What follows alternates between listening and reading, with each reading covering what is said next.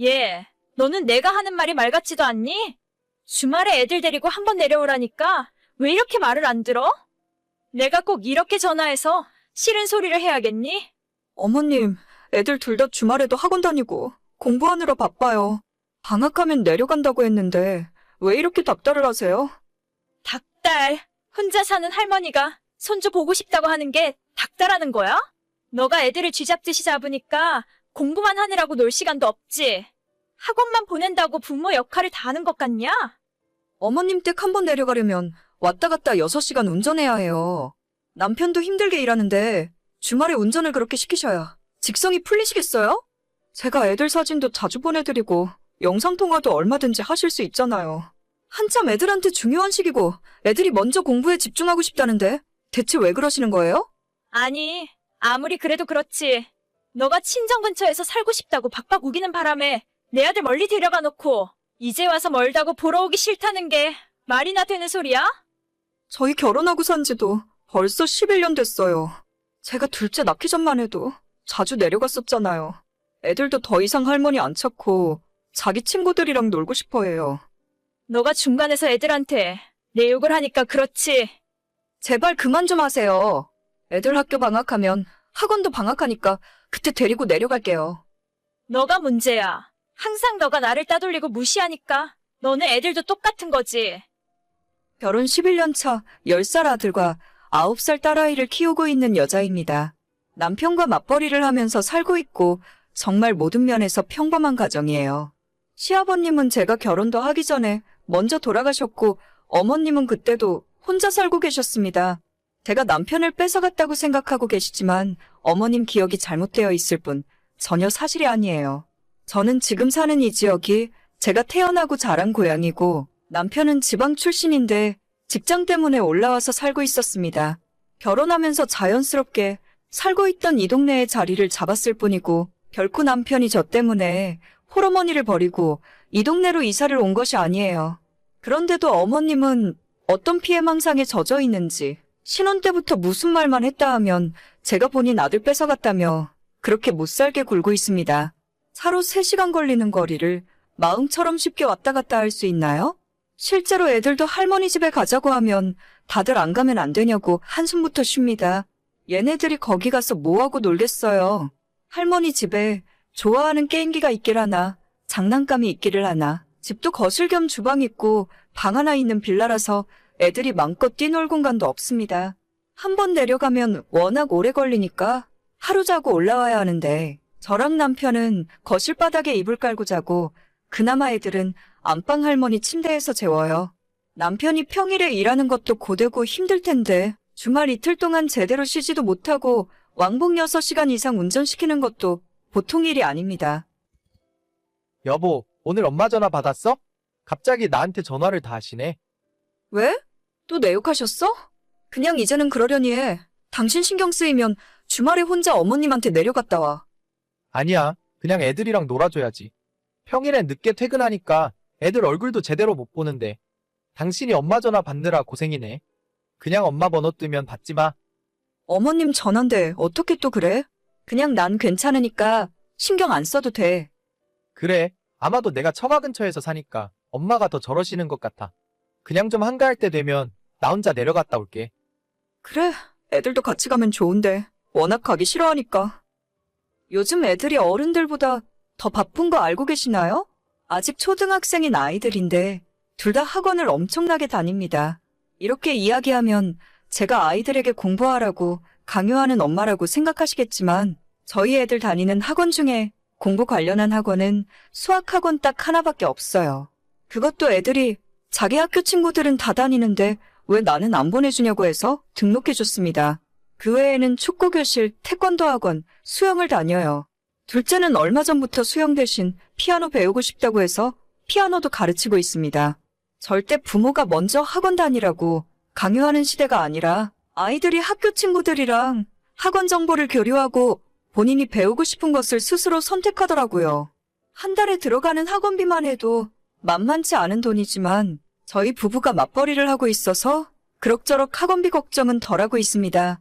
저희 결혼할 때 혼자 사시는 시어머니한테 손을 벌릴 수가 없어서 시댁에서는 땡전 한 푼 받은 것이 없네요. 그나마 남편이 알뜰하고 경제 개념이 있는 편이라서 타지에서 혼자 자취하며 살았지만 결혼할 때 적지 않은 돈을 모아놨었습니다. 그뿐만 아니라 저희 친정에서 큰 도움을 주셔서 아이 둘 낳고도 크게 돈 걱정 없이 지금까지 살 수 있었어요. 하지만 시어머니한테는 괜히 마음 상해하실까봐 양가 부모님에게 똑같이 도움을 받지 않았다고 말씀드렸습니다. 그 당시 순진했던 제 입장에서는 어머님을 위한 배려라고 생각했는데 이제 와보니 굉장히 큰 오해를 하고 계시더라고요. 나 내일 저녁에 너희 집에 올라간다. 이번에 올라가면 일요일까지 있을 거야. 갑자기요? 저도 토요일에 약속 있고 애들도 주말에 다들 바쁠 텐데. 어차피 니랑 니네 애들은 나를 싫어한다며? 난 내 아들만 보면 그만이야. 그래도 집에 반찬 해놓은 것도 없고 이렇게 미리 말씀도 없이 갑자기 올라오시면 좀 곤란해요. 뭐? 내가 내 아들 집에 가는데 너 허락을 맡아야 해? 이런 배은망덕한 것 같으니라고. 내 아들이 뼈 빠지게 고생해서 먹여 살려놨더니만 고마운 줄도 모르고. 됐고, 내일 갈 테니까 그렇게 알고 있어. 네, 알겠어요. 미리 말도 없다가 전날 저녁에 갑자기 오신다고 하니까 솔직히 저는 좀 멘붕이었죠. 어머님이 마지막으로 저희 집에 올라오셨을 때가 둘째 태어나고 얼마 안 됐을 때니까 거의 8년 만에 오시는 거거든요. 온다는 것 자체도 신경 쓰였지만 저렇게 저나 우리 애들한테 삐져 계시는데 괜히 애들 앞에서 이상한 소리 하는 건 아닌가 걱정했어요. 그리고 불길한 제 예상은 현실이 되었고 다음날 어머님이 집에 오시자마자 첫째와 둘째를 앉혀놓고 너희들이 할머니 집에 가기 싫다고 했냐고 물어보셨습니다. 진짜 그 모습 보면서 남편이나 저나 경악을 금치 못했네요. 저희가 말려도 아무 소용 없었고 애들한테 할머니가 싫으냐고 그럼 앞으로 할머니 안 보고 살 거냐고 막 화를 내시는 겁니다. 원래 성격이 괴팍하신 분인 건 알았지만 정말 이건 선을 넘었다고 생각했어요. 남편이랑 제가 뜯어말리다가 어머님이랑 크게 싸우게 됐고 보다 못한 남편이 그 한밤중에 어머님을 집으로 다시 모셔드리겠다며 억지로 끌고 나갔습니다. 애들 앞에서 못 볼 꼴을 보여주게 되어서 너무 미안하고 속에서 화도 치밀어 오르더라고요.